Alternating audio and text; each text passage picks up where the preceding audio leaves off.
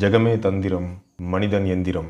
இந்த வார்த்தையை நீங்கள் ஏதோ ஒரு சினிமா பாடலில் கேட்டிருக்கலாம். ஆனால் மனுஷங்களோட இத்தனை வருட வாழ்க்கையை வடிவமைச்சு தான் அந்த எழுத்து கொண்டு வரப்பட்டது. அப்படி இருக்கும்போது தந்திரம் அப்படின்னு வந்துட்டாலே பஞ்சதந்திர கதைகள் ரொம்ப ரொம்ப முக்கியமான இடத்த பிடிக்கும். பொதுவாக அந்த கதைகளை பார்த்துக்கிட்டோன்னா இதில் மொத்தம் 5 தந்திரங்கள் இருக்குது. அந்த 5 தந்திரங்கள்லையும் இருக்கக்கூடிய கதைகளை நாம் இந்த பதிவில் கொஞ்சம் கொஞ்சமாக பார்க்கலாம். இதில் முதல் தந்திரம், இந்த முதல் தந்திரத்தில் ஒரு 33 கதைகள் இருக்குது. அந்த கதைகளுக்கு போகிறதுக்கு முன்னாடி இந்த பஞ்சதந்திர கதைகள் எப்படி தோன்றியது அப்படிங்கிற ஒரு விஷயத்தை நாம் தெரிஞ்சுக்கணும். இது சொல்லப்போனால் இந்திய தீபகற்பத்தோட தென்பகுதி தான். அந்த தென்பகுதியில் எந்த இடம் அப்படின்னு வரலாற்று ஆசிரியர்களால் தெளிவாக கணிக்க முடியலை. ஆனால் இந்தியாவோட தெற்கு பகுதியில் மகிழா ரூபியம் அப்படிங்கிற ஒரு நகரம் இருக்குது. அங்கே அமரசக்தி அப்படிங்கிற ஒரு அரசன் ஆட்சி செஞ்சுட்டு வந்துகிட்டு இருக்கிறான். ஸோ அவனுக்கு நல்ல உலக அனுபவம் இருக்குது, ஆற்றல் இருக்குது, அறிவு இருக்குது, சகல கலைகளும் இருக்குது. ஆனால் பொதுவாகவே நல்ல திறமைசாலிகளோட குழந்தைகள் அதே மாதிரி திறமையோடு இருக்கும்னு சொல்ல முடியாது. பல மன்னர்கள் அந்த அமரசக்தியை தங்களோட தலைவனாக ஏற்றுக்கிட்டு அவனுக்கு கப்பம் செலுத்தி வந்துகிட்டு இருக்கிறாங்க. அந்த மன்னன் அமரசக்திக்கு வசுசக்தி, உக்ரசக்தி, அனந்த சக்தி அப்படின்னு 3 புத்திரர்கள் இருக்கிறாங்க. சொல்லப்போனால் அப்படியே அவர் எப்படி இருக்கிறாரோ அப்படியே அவருக்கு எதிர்மறையாட்டு அவங்க இருக்கிறாங்க. எல்லாம் அடிமுட்டாள்கள். அந்த கல்வி அப்படிங்கிற ஒரு விஷயத்தில் அவங்களுக்கு அக்கறையோ ஆர்வமோ சுத்தமாக கிடையாது. இவங்களோட அந்த போக்கை பார்த்து மன்னர் ரொம்ப வருத்தப்படுறாரு. அவங்கள கல்வி கேள்விகளில் ரொம்ப பெரியவங்களாக்கணும் அப்படிங்கிற ஒரு எண்ணம் அவருக்கு வருது. ஸோ அவருக்கு தெரிஞ்ச அமைச்சர்கள், அறிஞர்கள் எல்லாத்தையும் சபைக்கு வர வச்சு, என்னோட பசங்க கல்வி அறிவு இல்லாதவங்களா இருக்கிறாங்க, அது மட்டும் இல்லை எதுக்கு படிக்கணும் அப்படின்னு அந்த படிப்பையே வெறுக்கிறாங்க, இதை உங்கள் எல்லாத்துக்கும் தெரியும். அவங்களெல்லாம் பார்க்கும்போது எனக்கு ரொம்ப கவலையாக இருக்குது. இவ்வளோ பெரிய ராஜ்யத்தை நான் கட்டி ஆண்டுகிட்டு இருந்தாலும் எனக்கு மகிழ்ச்சியே இல்லை. மனம் நொந்து நூலாகி போய் இருக்கிறேன். குழந்தை பிறக்காமல் இருந்திருந்தாலோ இல்லை பிறந்து செத்து போனால் கூட அந்த குழந்தை முட்டாளாக இருந்தானோ இல்லையோ நமக்கு வரக்கூடிய துன்பம் கொஞ்சம்தான். ஆனால் அந்த புத்தி இல்லாத குழந்தைகளை பெற்றவனுக்கு வாழ்க்கை ஃபுல்லாக துன்பம் தான். கண்ணுக்குட்டியும் போடாமல் பாலும் கறக்காமல் இருக்கிற பசுனால யாருக்கு என்ன பயன்? அதே மாதிரி இந்த சொந்த புத்தியும் இல்லாத, சொல் புத்தியும் கேட்காத பிள்ளைகளால் என்ன நன்மை உண்டாக போகுது? அந்த பிள்ளைகள் இருந்தாலும் என்ன, இல்லாமல் போனாலும் என்ன? அதனால் தயவு செஞ்சு என்னோட குழந்தைங்க கொஞ்சம் அறிவோட வளர்றதுக்கான ஒரு வழியை நீங்கள் சொல்ல முடியுமா அப்படின்னு கேட்குறாரு. இதை கேட்ட ஒரு பெரிய அறிஞர் எந்திரிச்சு, அரசரே, உங்களோட பசங்க கல்வியில் சிறந்து விளங்க முதல்ல இலக்கணத்தை ஒரு 12 வருஷம் படிக்கணும். அதுக்கப்புறம் அந்த அறநூல்கள், பொருள் நூல்கள் எல்லாத்தையும் படிக்கணும். அதுக்கப்புறம் தான் உங்களுக்கு அறிவு வளர்ச்சி அடையும் அப்படின்னு சொல்கிறாரு. சரிதான். அடுத்தால சுமதி அப்படிங்கிற ஒரு அமைச்சர் எழுந்து நின்று, மன்னரே, இந்த வாழ்க்கை நிலை இல்லாதது. இலக்கணம் கற்பதற்கு பல வருஷம் இருக்குது. அதுக்குள்ளே நோய் அப்படின்னு வேறு துன்பங்கள் நிறைய வரும். கல்வின்னு வந்துட்டா அதில் இருக்கக்கூடிய கலைகள், நூல்கள் ஏராளம். அது எல்லாத்தையும் படித்து முடித்து அறிவாளி ஆகிறதுங்கிறது எந்த காலத்தில் முடியும்? வாழ்நாளே போதாது. அதனால் அந்த அன்னப்பறவை இந்த நீரை பிரித்து வச்சுட்டு பாலை மட்டும் குடிக்கிறது போல் தேவையானதை மட்டும் நாம் திரட்டி அந்த இளவரசர்களோட நினைவில் இருக்கிறதுக்காக நாம் முயற்சி செய்யணும். அது அவங்களுக்கு எளிமையாகவும் நன்மையாகவும் இருக்கும் அப்படின்னு சொல்கிறாரு. அதை கேட்ட அரசர், அதை எப்படி செய்கிறது அப்படின்னு கேட்குறாரு. நம்ம ஊரில் புகழ்பெற்ற விஷ்ணு சர்மா அப்படிங்கிற ஒரு அந்தனர் இருக்கிறாரு. அவர் சகல கலைகளையும் கற்ற மேதை, கல்வி கற்பிப்பதிலும் அவர் சிறந்தவர். அவர்கிட்ட நம்ம இளவரசர்களை கொடுத்து அனுப்புனா கண்டிப்பாக சீக்கிரமாக அவங்கள புத்திசாலிகளாக ஆக்கிடுவார் அப்படின்னு அந்த அமைச்சர் சுமதி பதில் சொல்கிறாரு. உடனே மன்னர் அந்த விஷ்ணு சர்மனை வர வச்சு, ஐயா, என்னோட பசங்களுக்கு நல்ல கல்விக்கு கற்பித்து அவங்கள அந்த உலக அறிவில் கொஞ்சம் முன்னேற்றி கொடுக்கணும். அதுக்கு கைமாறாக உங்களுக்கு 100 வேலி நிலம் கொடுக்குறேன் அப்படின்னு சொல்கிறாரு. அதுக்கு அந்த விஷ்ணு சர்மா, மன்னரே, கல்வியை விற்கக்கூடிய முட்டாள் நான் இல்லை. அறிவு வேணும் அப்படின்னு ஆசைப்படுறவங்களுக்கு கற்றுக் கொடுக்கறது ஒரு அறிஞனோட உண்மையான கடமை. எனக்கு பொருளாசை இல்லை. நானும் புலன்களை அடக்கி 80 வயதை கடந்த ஆள். உங்களோட பசங்களுக்கு கல்வி கற்றுக்கிற தகுதி இருக்கிற பட்சத்தில் அந்த பொறுப்பை நானே ஏற்றுக்கிட்டு 6 மாதத்தில் இந்த உலக அறிவிலும் திறமையிலும் அவங்கள கொஞ்சம் முதிர்ச்சி அடைய செய்கிறேன். அப்படி செய்யலைன்னா என்னோட பேர் விஷ்ணு சர்மா இல்லை, நீங்கள் உறுதியாக நம்பலாம் அப்படின்னு சொல்கிறாரு. இதை கேட்டாலும் மன்னனுக்கு ரொம்ப ஆனந்தம். அவங்க பசங்க 3 பேர்த்தையும் வர வச்சு விஷ்ணு சர்மா கிட்ட அனுப்பி வைக்கிறாரு. அனுப்பின அப்புறம் தான் அவருக்கு ஒரு மன நிம்மதி உண்டாகுது. அதுக்கப்புறம் அந்த 3 வரையும் விஷ்ணு சர்மா அவரோட வீட்டுக்கு கூட்டிகிட்டு போகிறாரு.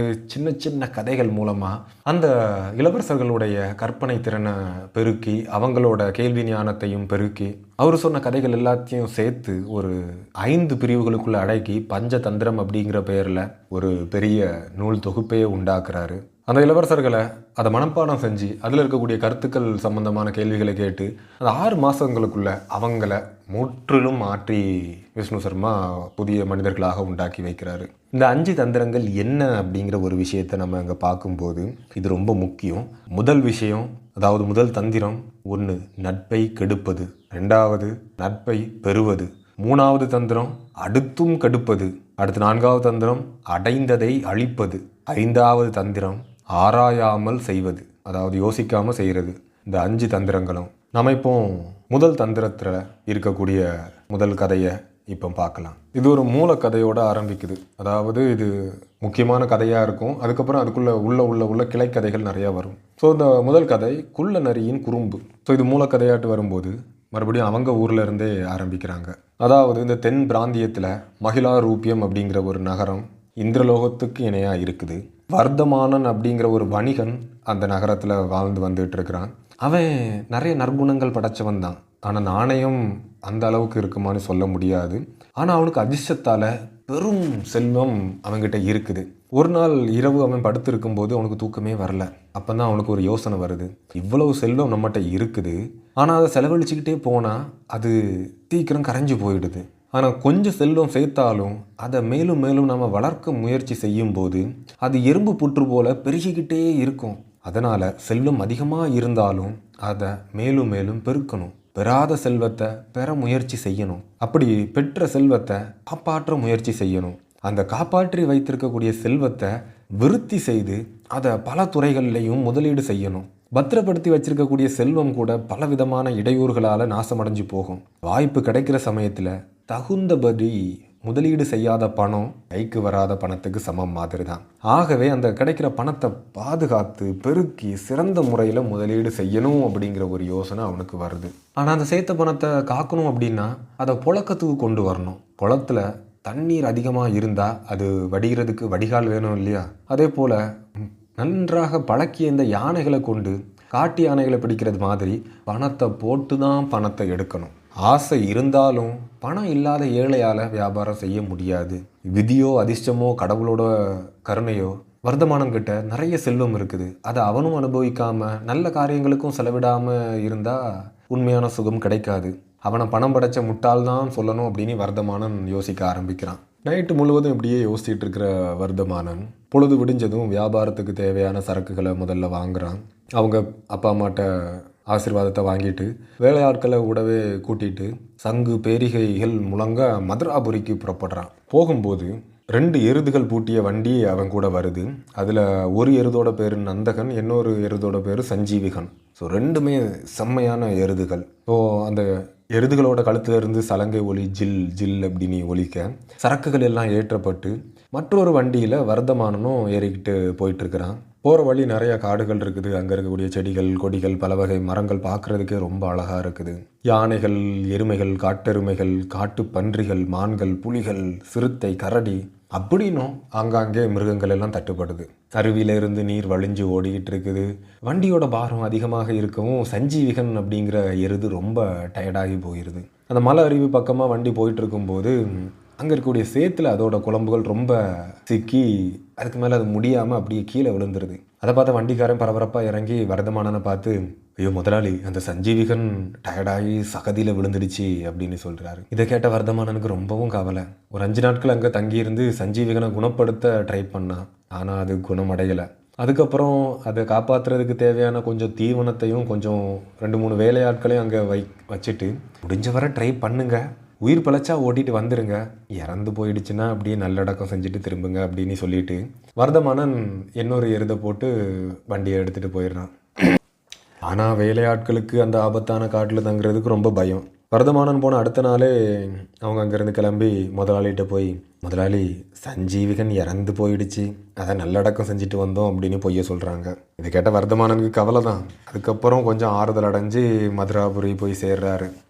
ஆனால் அந்த சஞ்சீவிகனோட ஆயில் கெட்டியானது, அது சாகலை. அந்த அருவியிலிருந்து விழுந்த நீர் அந்த திவலைகள் இருக்குது இல்லையா, அதனாலும் அந்த தென்றல் காற்றாலும் அங்கே இருந்த பச்சை பசையில் இருக்கக்கூடிய புல்களாலும் அது உடல் தேறி மெதுவாக நடந்து யமுனை நதிக்கரையை அடைஞ்சு அந்த நல்ல பெரிய புல்வெளிகளில் நல்லா மேய்ஞ்சி சில நாட்களில் அப்படியே அந்த தேவலோகத்தில் இருக்கக்கூடிய நந்தி மாதிரி பருத்து கொழுத்து அப்படியே தெம்முலெல்லாம் வளர்ந்து பெருசாகி ரொம்ப பலசாலியாக இருக்குது.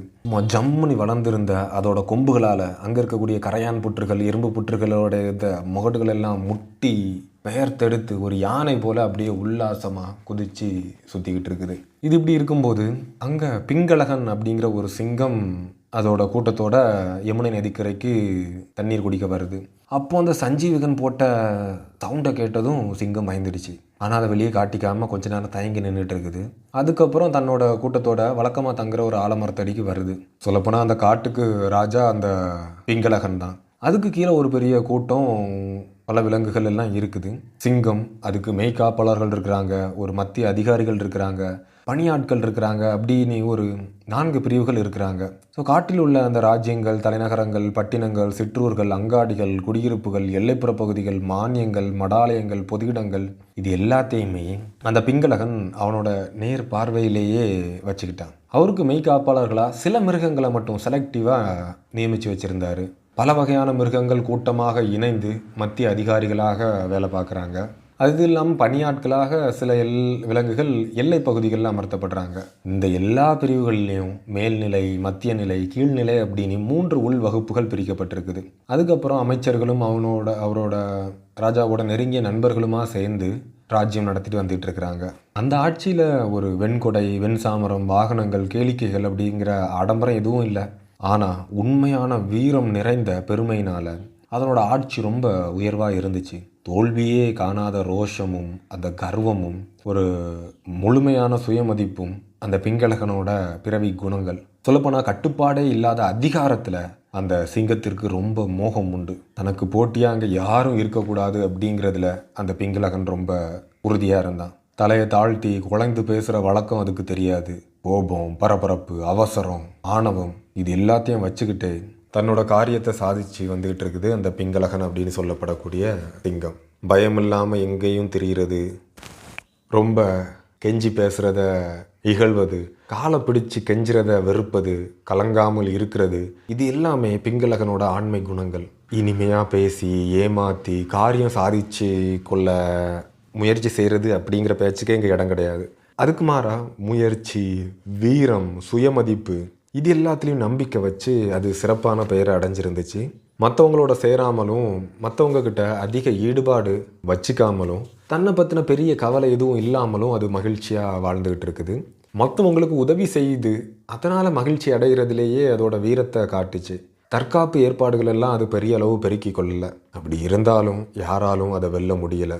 அற்பத்தனம் அப்படின்னு எதுவும் அதுக்கிட்ட இல்லை. வரவு செலவு கணக்கு எதுவும் வச்சுக்கல. சுற்றி வளைச்சி பேசுகிறதும் காலத்துக்கு ஏற்ற தாளம் போடுறதும் அதுக்கிட்ட இல்லை. உயர்ந்த நோக்கத்தோடு உற்சாகமாக இருந்துட்டு இருக்குது. ஆயுதங்களையும் ஆபரணங்களையும் அது திரட்டி குவிக்கலை. 6 விதமான வழிகளை பற்றி சிந்திக்கிறதுலையும் விவாதிக்கிறதுலையும் அது நேரத்தை செலவிடலை. அதிகாரம் செலுத்துவதில் அதுக்கு அதிக ஆசை. அது யாரையும் கெஞ்சுவதோ யாருக்கிட்டையும் அவநம்பிக்கை வச்சுக்கிறதோ இல்லை. தன்னோட மனைவிமார்களையும் அவங்க சிந்துற கண்ணீர்களையும் கூச்சல்களையும் அது சட்டை செய்கிறது இல்லை. ஒளிஞ்சிருந்து தாக்குபவர்களையும் அது பொருட்படுத்துறது இல்லை.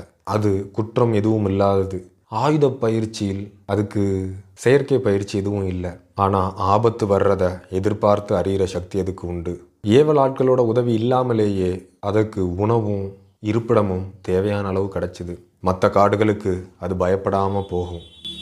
எந்தவித பயமும் இல்லாமல் நிமிர்ந்த தலையோட கம்பீரமாக நடந்து போகும். அது அப்படி இருக்கும்போது ஒரே ஒரு பழமொழி தான் மற்றவங்களோட ஞாபகத்துக்கு வரும். வலிமையும் கர்வமும் கொண்டு காட்டில் தனியே திரியும் சிங்கத்துக்கு ராஜதந்திரமும் கல்வியும் தேவையில்லை. அதனை எல்லா விலங்குகளுமே ராஜா ராஜா என்று போற்றி வணங்குகின்றனவே. இந்த சிங்கத்துக்கு முடிசூட்டு விழாவோ சடங்குகளோ விலங்குகள் செய்து வைக்கல. தன்னோட பராக்கிரமத்தால் அந்த சிங்கம் அரச பதவியை வகிக்குது. சொல்லப்போனால் மதம் பிடிச்ச யானையோட மாமிசம்தான் சிங்கத்துக்கு ரொம்ப பிடிச்ச ஆகாரம். அது விரும்புகிற உணவு கிடைக்கலன்னா சிங்கம் புல்லை சாப்பிடாது. இந்த பிங்களகன் கிட்ட கரடகன், தமனகன் அப்படின்னு 2 நரிகள் இருக்குது. அந்த 2மே அமைச்சரோட குழந்தைங்க. வேலை இல்லாமல் இருக்குது. அந்த 2 நரிகளும் பேசிக்குது. ஏய் கரடகா, அங்கே பாத்தியா, தண்ணி குடிக்க வந்த நம்ம எஜமா எதையோ யோசிச்சுக்கிட்டு இருக்கிறாரு அப்படின்னு சொல்லுது தமனகன். டேய், இந்த விவகாரம் உனக்கு எதுக்கு? பேசாமல் இரு.